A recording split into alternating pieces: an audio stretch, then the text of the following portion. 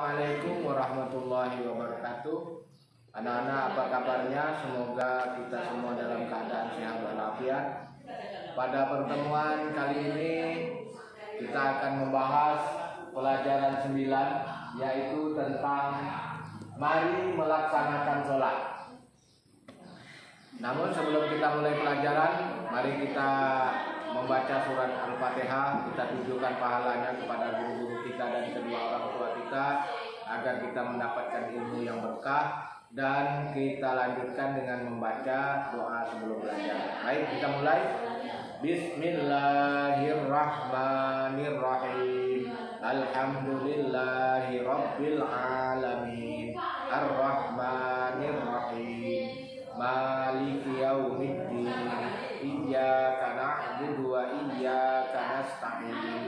Ihdinas siratal mustaqim. Siratal ladzina an'amta 'alaihim ghairil maghdubi 'alaihim waladdallin. Amin.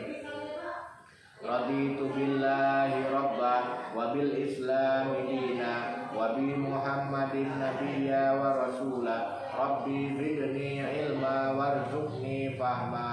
Amin. Baik ya anak-anak, kita mulai pelajarannya. Pada pertemuan kali ini kita akan membahas tentang sholat. Kalau kamu lihat di dalam buku pelajaran kamu, bab pelajaran 9, mari melaksanakan sholat. Nah, pada pertemuan ini kita membahas tentang subbab yang pertama, yaitu tentang keutamaan sholat. Kenapa kita melaksanakan sholat? Apa pentingnya sholat? Untuk apa kita melaksanakan sholat? Nah, itu akan kita bahas di sini. Sedikitnya ada 8 keutamaan sholat ya. Yang pertama, sholat itu merupakan rukun Islam. Nah, ini keutamaan sholat. Sholat adalah rukun Islam. Rukun Islam kita ketahui ada 5. Yang pertama, mengucapkan 2 kalimat syahadat. Yang kedua, melaksanakan sholat. Yang ketiga, berpuasa di bulan Ramadan. Yang keempat, membayar zakat. Yang kelima, pergi haji bagi mampu. Ya, bagi yang mampu. Kemudian, sholat ini merupakan rukun Islam. Bahkan dikatakan oleh Rasulullah SAW, Nabi Muhammad, orang yang mendirikan sholat itu berarti dia menegakkan Islam. Orang yang tidak melaksanakan sholat berarti dia meruntuhkan Islam. Nah, ini pentingnya sholat. Sholat adalah rukun Islam. Kemudian keutamaan sholat yang kedua, sholat itu diperintahkan Allah langsung kepada Nabi Muhammad melalui peristiwa Isra dan Mi'raj. Nah, itu perintah sholat. Kalau perintah-perintah yang lain itu hanya dapat kita temui di dalam Al-Quran dan hadis Rasulullah SAW. Perintah misalnya berbuat baik kepada kedua orang tua, perintah tentang melaksanakan puasa, perintah melaksanakan zakat, dan perintah-perintah Allah yang lain itu tidak disampaikan secara langsung. Namun sholat, perintah sholat itu disampaikan langsung oleh Allah Subhanahu wa Ta'ala di dalam peristiwa Isra dan Mi'raj. Kemudian yang ketiga, keutamaan sholat. Pertama, ditanyakan. Nah, sholat itu adalah amal ibadah yang paling pertama sekali dihisab, ditanyakan, dihitung. Sholatnya dilihat dulu, apakah bagus atau tidak sholatnya. Baru nanti sedekahnya, puasanya, hajinya, dan yang lain-lain, amal-amal yang lain itu baru dihitung di belakang. Nah ya, ini keutamaan sholat. Kemudian yang keempat, sholat itu merupakan amalan yang paling disukai oleh Allah Subhanahu wa Ta'ala. Nah ya, amal yang paling disukai. Tentu saja kalau di diperiksa Allah lebih pertama sekali sholat, berarti itu merupakan amal yang paling Allah sukai ya. Yang kelima, keutamaan sholat. Sholat itu akan menghapus kesalahan. Siapa yang sholat, maka kesalahannya akan dihapus, akan luntur semua kesalahannya, dihapuskan oleh Allah Subhanahu wa Ta'ala.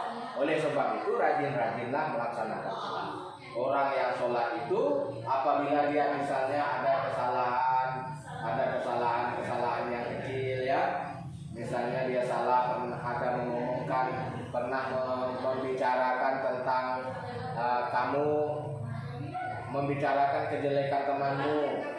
Oh, Andi itu tidak bagus ya dengan orang tuanya, selalu ngomongnya membentak-bentak. Nah, itu kan kamu bicarakan kejelekan temanmu. Tapi ketika kamu sholat, itu Allah akan menghapuskan dosanya.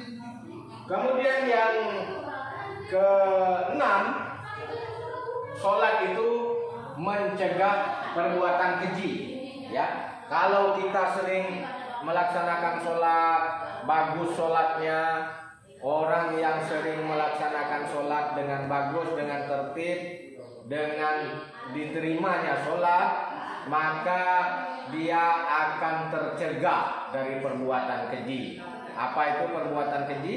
Perbuatan yang buruk ya, perbuatan yang tidak disenangi oleh Allah, maupun perbuatan yang tidak disenangi oleh manusia. Apabila orang itu rajin sholat, dia akan tercegah dari perbuatan yang keji. Kemudian yang ketujuh, masuk surga Firdaus. Orang yang sholat ini akan dimasukkan oleh Allah ke dalam surga Firdaus. Orang yang sholatnya khusyuk, bagus, sholatnya tertib, tidak asal sholat Allahu Akbar, Allahu Akbar, Allahu Akbar, sujudnya tidak jelas, nah itu susah itu. Sholatnya harus yang tertib ya. Lebih baik lagi kalau sholatnya berjamaah. Jadi kita mengikut sholatnya imam. Jadi orang yang sholatnya bagus, diterima oleh Allah, dia akan dimasukkan ke dalam surga Firdaus. Terakhir, sholat itu mengapa pentingnya sholat? Yang kedelapan, yaitu merupakan sarana untuk berdoa. Sarana kita berdoa, memohon kepada Allah, yaitu melalui sholat. Sebagaimana firman Allah, ya ayyuhalladzina amanu sta'inu bis-sabri was-shalah, innallaha ma'as sabirin. Ya ayyuhalladzina amanu, wahai orang-orang yang beriman, ista'inu bis-sabri was-shalah, mohonlah kamu pertolongan kepada Allah dengan bersabar dan melaksanakan sholat. Innallaha ma'as sabirin, sesungguhnya Allah bersama orang-orang yang sabar. Nah, kalau kita melaksanakan sholat, sholat itu merupakan sarana kita mohon kepada Allah, karena di dalam sholat itu banyak bacaan-bacaan doanya, maka insya Allah kita akan diterima oleh Allah permohonan-permohonan kita. Ya, demikian pelajaran kita pada pertemuan kali ini. Sebagai tugas kamu, coba kamu sebutkan keutamaan sholat yang telah kita bahas dalam pertemuan ini. Kamu tulis secara ringkas saja apa keutamaannya.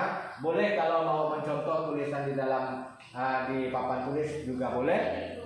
Kamu tulis ya, ditulis di buku tugasnya, nanti kumpulkan, akan Bapak periksa ya. Demikian, semoga bermanfaat. Kita akhiri pelajaran kita dengan bacaan hamdalah. Alhamdulillahirabbil alamin. Assalamualaikum warahmatullahi wabarakatuh.